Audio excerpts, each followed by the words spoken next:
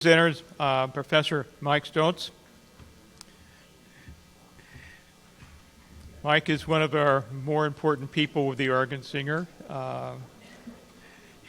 He's also the Journal of Motorsports History. He's the publisher, editor, chief cook and bottle washer, I guess. All the above.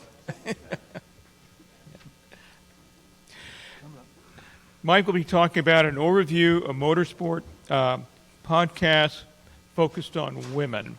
And by the way, before we get started, some of you have seen this little card. If you little QR code, this will take you to a very interesting place. I'll put it that way. Worth taking a look.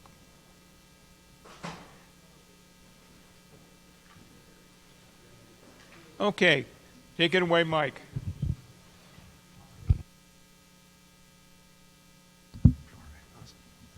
All right. Good morning, everybody. Again, my name is Mike Stocz. I'm from the University of New Hampshire, and today's talk comes by way of a talk that really happened or started last year by my colleague, Dan Simone, back in the back, when Dan came up with a couple of other presenters and started to talk about Title IX, women in motorsports, and things of this sort. One of the things that really stuck with me through last year's symposium and afterwards was, how do we make sure that women find or have space carved out for them within motorsports communities? And me, being one of these sneaky millennials, thought, well, we already probably have a spot for that. And heading back home, I was listening to one of these weird, freaky podcast things, and I thought, there might be something to this. So the idea for this piece of original research kind of spurred from last year's conference. So some previous studies in motorsport that surround women suggest that in a lot of ways, coming back to Danica Patrick, as mentioned earlier by Mark Howell, a lot of media representations of women in motorsport are very over-sexualized, and rarely, at least in popular media, do they go into the finesse, the skills and capabilities therein. Now, in terms of podcasts themselves, podcasts are heard worldwide, can, in most situations, be downloaded and heard almost free of charge from many different providers. Some, there will be some sort of a fee associated with them. Some have advertisements for them. Really, it's a new phenomenon that occurred just after the turn of the millennium. Now, for the study itself, what I decided to look into was podcast titles, not necessarily individual podcasts themselves, but podcast titles that circled around, namely, women in motorsport. So we'll get to why that's a little bit of a problem later on, but being an academic and how we got here, some of the background literature surrounding podcasts have been used in a couple of different ways. In particular, sport is one of the most popular venues for podcasts to be housed. Within sport podcasts, some of the previous literature suggests that sport podcasts can be used as a way to bring folks from diverse and, in many instances, repressed, maybe a good term for this, groups socially, economically, or otherwise. Other podcast literature suggests that podcasts today, when we think of K through 12 and even higher education, are being used as ways to help students learn. For example, one of my colleagues has a podcast dedicated solely to adapted physical education, so think Paralympics, Paralympic Games, things of this sort, in which he uses to re-emphasize key points from different lectures, classes, etc., and it has helped out tremendously with retention for his students. Lastly, within sport podcasts in particular, listeners self-identify themselves as listening to podcasts to try and increase their overall knowledge for a particular sport podcast subsect, but B, also self-identify as being higher than your average intellect for a sport fan in that area. So meaning, if somebody were listening to, let's say, a basketball podcast, they would identify themselves as somebody who may know the NBA better than an average fan, something like that. To tie this in somewhat with the ideas I got from Dan's roundtable last year, decided to go with a theory called archival theory, which archival theory is essentially how librarians in particular choose which artifacts, be that books, collections, photography, video, digital media as well, what is represented in their library coffers? What are they spending money on to keep these things around and available for public consumption? One of the main critiques of archival theory is something that we'll talk about a little bit at the end too, this idea called appraisal and how we evaluate one piece of memorabilia or artifact versus another, and why we may keep one versus the other. Sternfeld, in particular, decided to expand on archival theory beyond your brick and mortar libraries and suggested that, hey, this wacky internet thing may actually be a good place to expand archival theory and start to look at more of a bottom-up approach of what fans are wanting to listen to or find on the internet, etc. Last off, the women in motorsport literature, without beating a dead horse too much, very over-sexualized representations of female athletes tended to occur up into and still today, but in particular it was a focal point of the 2010s in literature therein. Now, what we actually did, before we go into what all of these weird-looking phrases are, I want to describe how we got the sample and kind of what that looks like for this study. So again, the sample consisted of podcasts that were under one general title. Sorry, my Italian's coming out, I guess. It falls under one general category that focuses solely on women in motorsport. So what that means is, really there weren't that many podcasts found from a general search of women in motorsport via Google in particular, seeing as how it is still the most popular search engine in the world, and coming from a perspective of not being an intensely listening podcast consumer, meaning that they may be fair weather and just seeing what's out there. Sure, we could have went through and used these same search terms through Google Podcasts, Spotify, and others, but the way we wanted to attack this was from how a general consumer may try and find this information. So some of the things that are left out, Danica Patrick's podcast that may or may not be conspiracy theory laden was left out because the focal point wasn't necessarily on motorsport.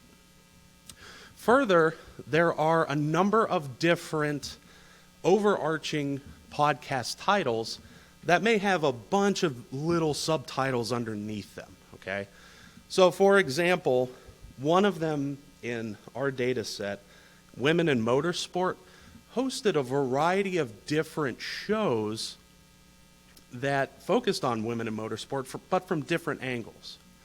Similarly, there are other podcast titles that may have special once a month episodes that focus on women in motorsports. Those were not included in this, mostly because the main focal point, again, wasn't expressed in the title, and it could be a secondary type of interest for the host and podcasters. Now, getting to what's on the slide, what we did and what we found was using the general search term, women in motorsport, we were able to find a whopping, at first it was only 5, then it became 8, then it became 12. But at first, a whopping 5 podcasts that fit a very general Google search criteria. Of the eventually 12 that we would find, we just stuck with the original 5, copied all of the, descriptions from each of the episodes as well as the title, descriptions, etc., the show descriptions, etc., put them in a Word document and did something called an inductive thematic analysis. So essentially what that is, after transcribing all of these things, we went through line by line and inductively reasoned that this line is suggesting X or Y. Afterwards, we went back through the entire data set one more time, went line by line through each of these, combined related terms, and we came up with general overarching themes and some sub-themes therein. Alongside of that data collection, we collected how many episodes were under each title, which, as you can see, vary greatly, from 8 all the way up to 197. From a when these were published perspective, Women in Motorsport was the longest tenured, going back to 2016. All of our data collection ended roughly September of this year. So, average run times, we also kept those as well. Some discussions that I've had with others about podcasts and how long a podcast should be range anywhere from 5 minutes for just quick bits, quick news bits, things of this sort, all the way up to 2 hours if it's an in-depth conversation. Here, we found that the average hovered just below 40 minutes per podcast. Obviously, there were some outliers, some of which included trailers, such as a 30-minute snippet of, hey, tune in when we're going to talk with such and such. Now, some of the results, and some of this may look a little bit weird, but on the left side of each of the following slides are the themes that we generated, myself and a student that helped me out with this named Caleb McChesney. We went through all of the data sets and by ourselves came up with these themes, agreeing, disagreeing at parts, etc.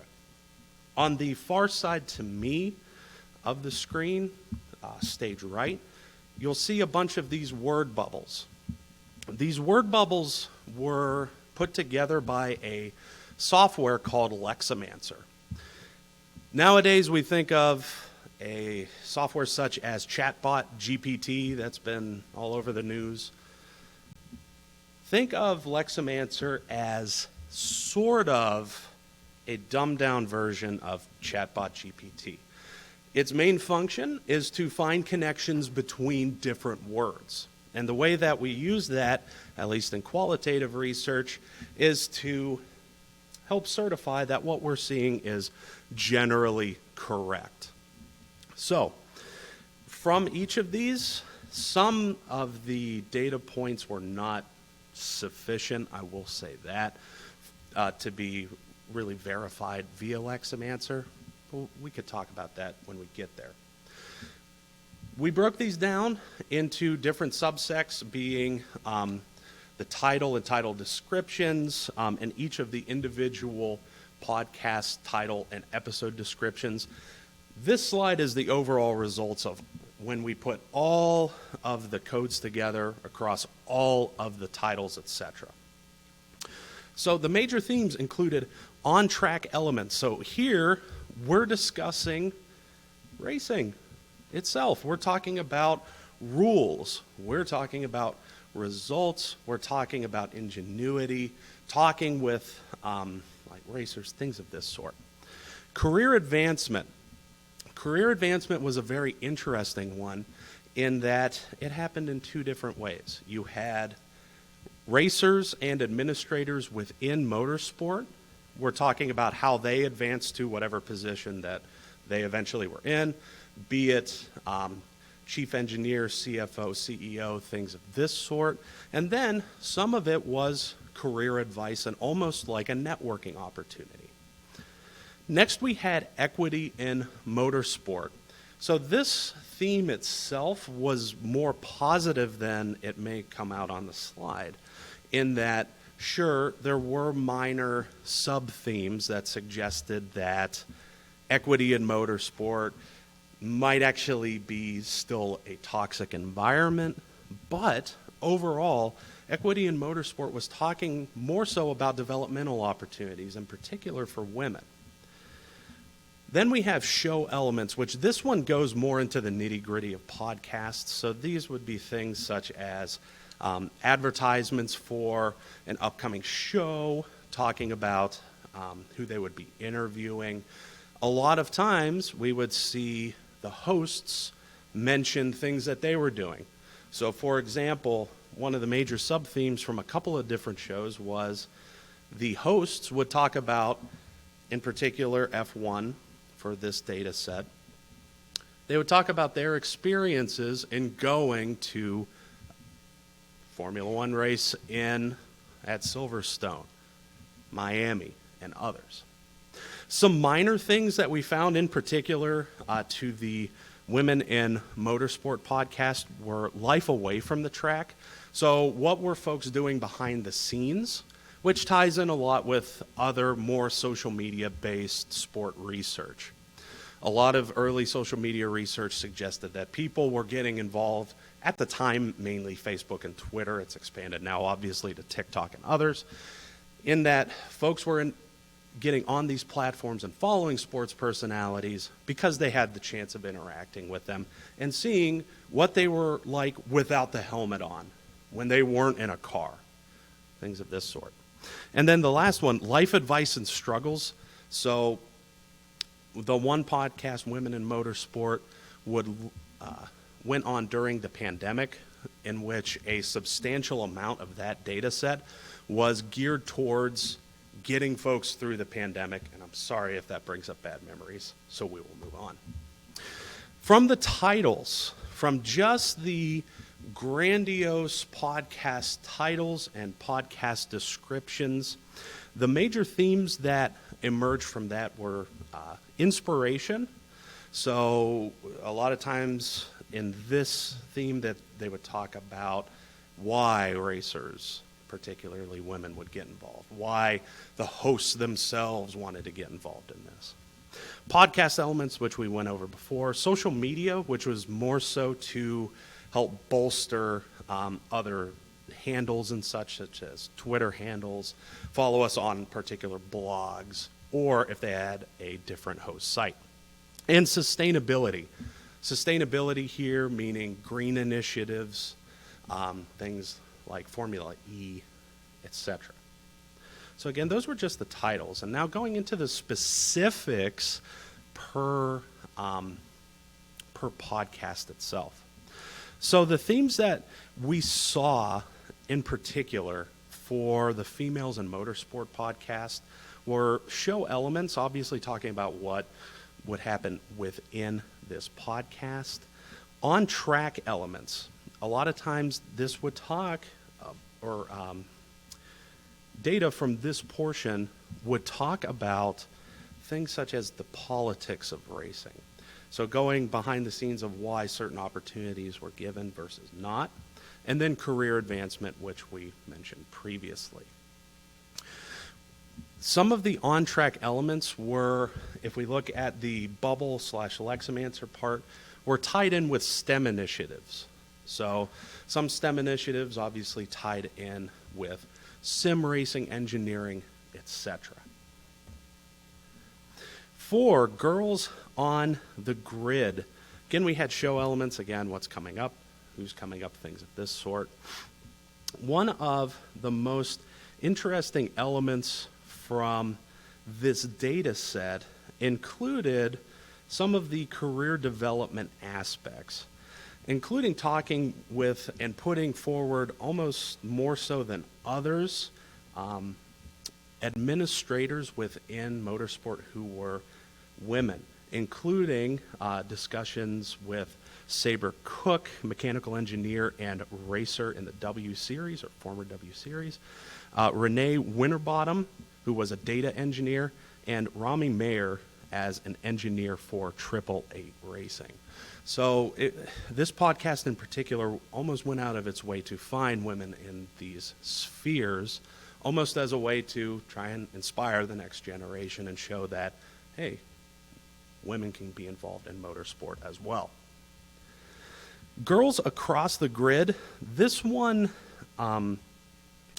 this in particular podcast had the least amount of episodes available and published, and was a little bit more relaxed and conversational in tone. So some of the elements that we would see in particular for the show would be discussions about weekend activities, we'll put it that way. We also saw a little bit here of off-track performances and off-track activities circulating around which Formula One racer was dating whom and such. Not really many interviews with that one. Then we had F1R for the girls. This one had many of the same elements that we saw in the beginning, but one of the bigger things that we did see from this one was equity within motorsports. And here we saw more of the negative themes of equity, i.e. inequity, start to pop up. More, we don't have the opportunity to advance in some of these positions. Most of the Formula One or similar drivers' academies are not accepting women for X, Y, and Z reasons, things of this sort. Then the biggest data set was the Women's Motorsport Network, which again had a variety of different shows here. The podcaster themselves would talk with a number of very interesting individuals that were almost motorsport adjacent and more car enthusiast adjacent. So for example, the host would talk, and here we're talking more like show elements is where we coded this as, would talk to, for example, a jeweler who would take cars from her husband's garage that were completely totaled and would make jewelry out of the wreckage and try to paint it from factory original colors as well. So there was a lot of ingenuity there. We also saw, in particular from this data set, more girls, i.e. under age 18-year-olds, getting involved not only as drivers, but also in administrative roles, such as doing things like play-by-play color commentary, calling the race, in one instance, an engineer. So in this data set, we saw a lot of very unique things. Life advice and struggles, we went over a little bit in the beginning, so I won't hammer that one to death. Okay, so we got all this data, so what does this suggest? At the start of this project, to be very blunt, I thought that most of the podcasts would turn out extremely negative.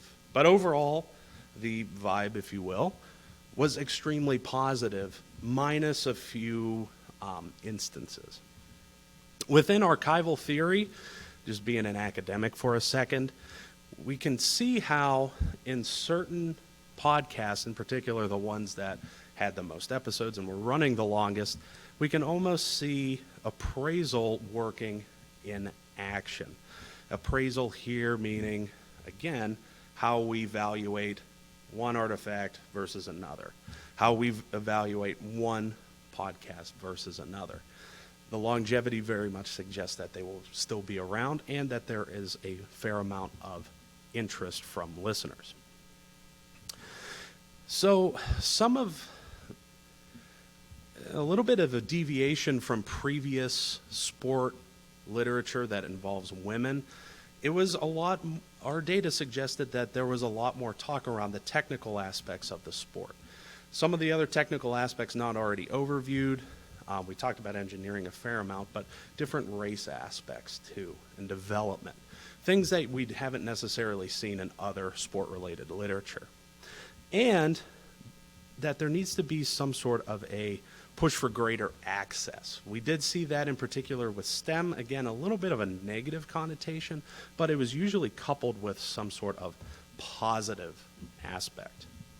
Implications and future research. One of, again, the biggest limitations for this study was that we weren't able to capture every little bit of women in motorsport related podcasts, be it individual episodes or even show titles. This limitation is more systemic and goes back to podcasts themselves.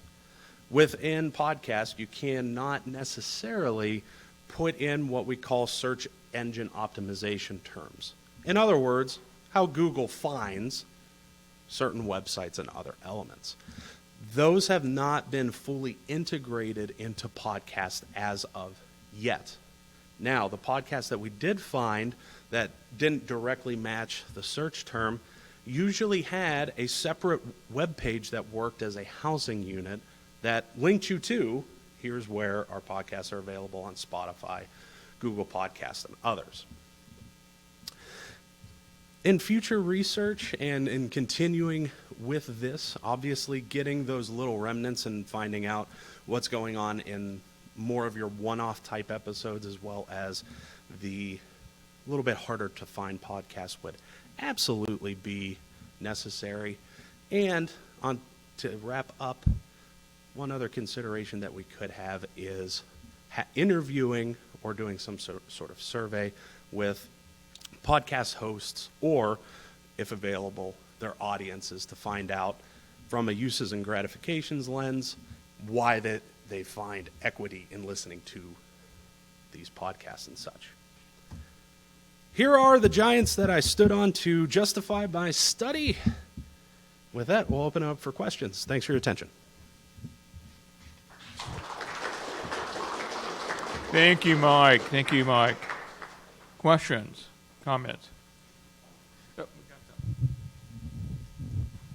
some.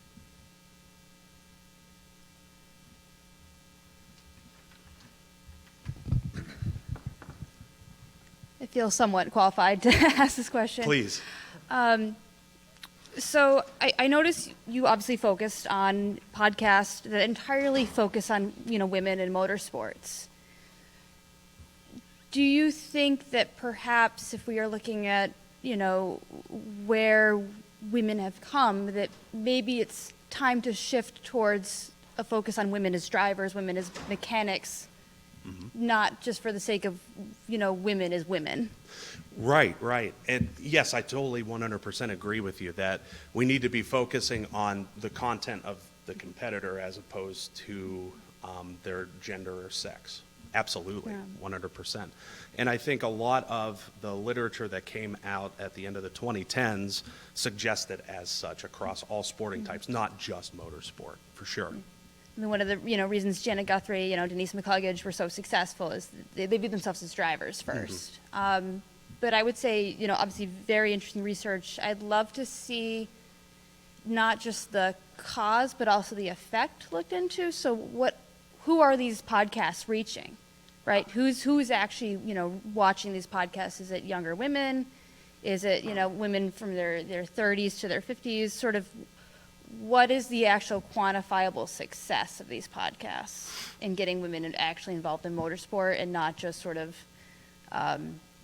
tokenized? Okay. So I heard a couple of different questions there.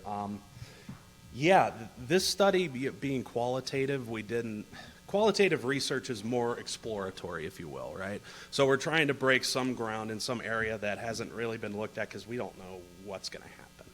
So for the who watches or listens, watches if it's a video one, definitely one of the future research areas could be surveying audiences for these major podcast titles for women in sport. That's where you would get the how do you identify, age bracket, all of those like census questions that we all love taking so much, right? So that would be one way that we could look into it. In terms of involvement and actionable items to get more women involved in sport, that one definitely goes way beyond podcasts. I will definitely say that. But I will say that podcasts probably will play at least a minor role in getting more women involved moving forward, in particular with the popularity of podcasts for your 2 to 17-year-old audiences. Thanks for the questions. Any others?